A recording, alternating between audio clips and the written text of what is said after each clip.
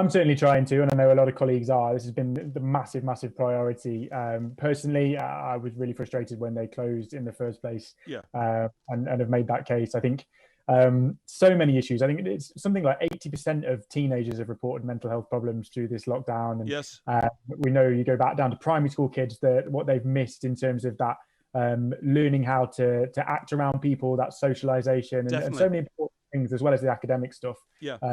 So as soon as possible. I'd do it sooner if I could, but 8th of March, absolutely. Well, I would have done it sooner as well, but you have to be guided by the sort of majority on this. The bit I don't like is that it seems the government is still hostage to the to the scientists. Epidemiologist John Edmonds, a member of the SAGE committee, warned that reopening schools next month could send the so-called R rate of the virus back above 1, allowing cases to rise again. That, I think, is against the general understanding of the way the R rate's going.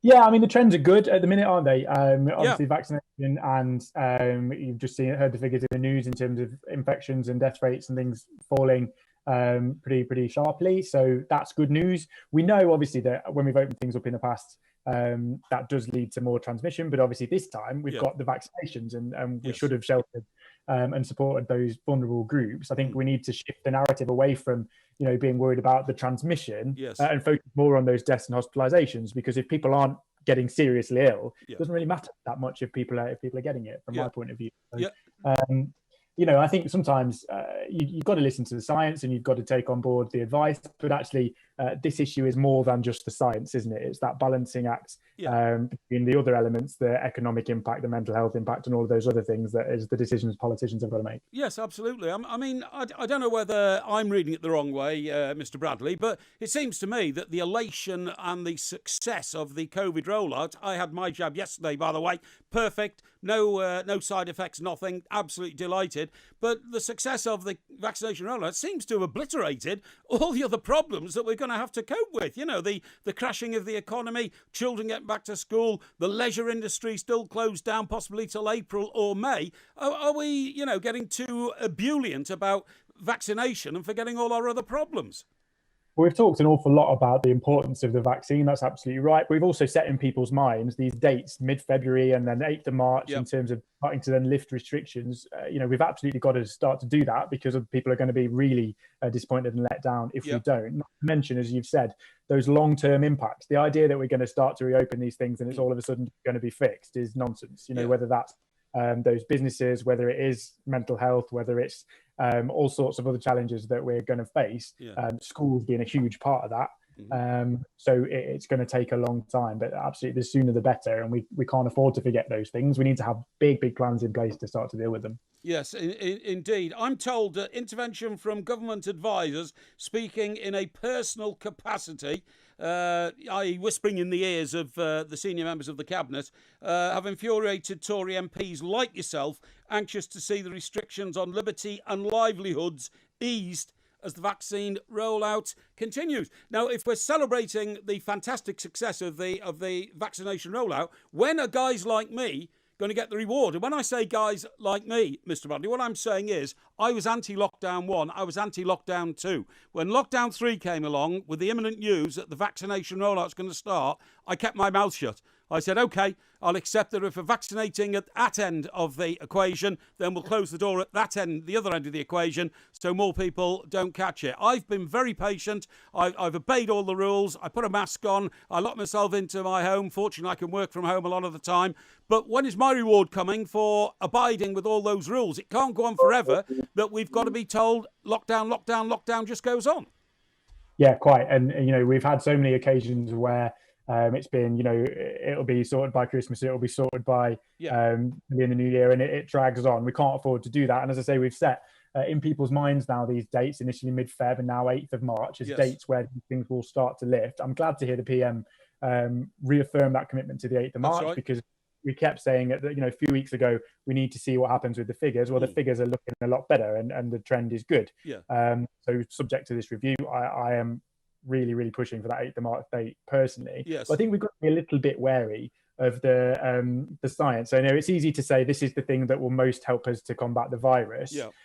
As an epidemiologist, but you're looking at it through a very narrow lens there, aren't you? And not through all of the other things that we have to balance with that. We always say, the easiest way to stop car crashes will be to ban cars, but it's not something we would want to do or to contemplate. So we do need to think a little bit more widely than just the spread of the virus, particularly if people are vaccinated, and if it's not causing them to end up in hospital, then I think we need to crack on as quickly as we can to lifting. I totally agree. And there is a group of people who I don't think are thinking clearly. Why are we having a debate about whether or not kids can even use their playgrounds? You said at the start of this talk with me that children are losing the education you get in being a school pupil, mixing with other, little kids, learning the disciplines of a regular routine. And if they can't even use their own playgrounds, that's ridiculous, isn't it?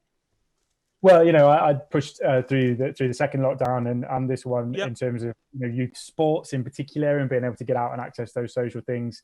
We saw in the first one playgrounds were closed, public playgrounds. This time they've stayed open. I think that's a good thing. But you're right. The impact of whether you're a little kid in primary school and learning how to be around people, or whether you're 14, 15, 16 and learning how to be your own person and to go out in the world. The experiences that young people will have missed over the last 12 months are going to be hugely damaging. And most kids, I think, will be robust enough or have enough support to eventually recover from that. The ones I worry about, there's 1,000 kids in Nottinghamshire alone who have social workers are involved with children's services and are not at school right now.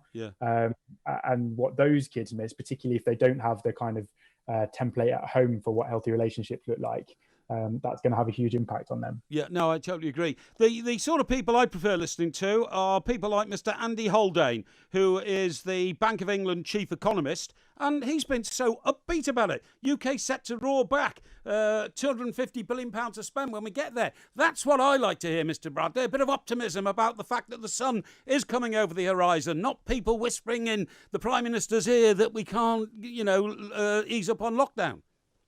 Sure, and there's every reason to be optimistic. We don't know what's going to happen after the 8th of March in terms of the economy and what people's habits will be, but there's certainly the possibility that I know I'm desperate to get out and do some things, and to spend a bit of money. I'm looking forward to a holiday as soon as it's possible. I'm looking forward to going to the pub, and I think lots of people will be doing that. We've spent more and done more than almost any country in the world to try and protect as many jobs as we can. So hopefully when we reopen, things can go back up pretty quickly. There are risks, of course, and no guarantees. It might be that we've all decided we are actually hermits and we quite like staying at home and we don't want to go out and spend money, but I don't see that happening myself.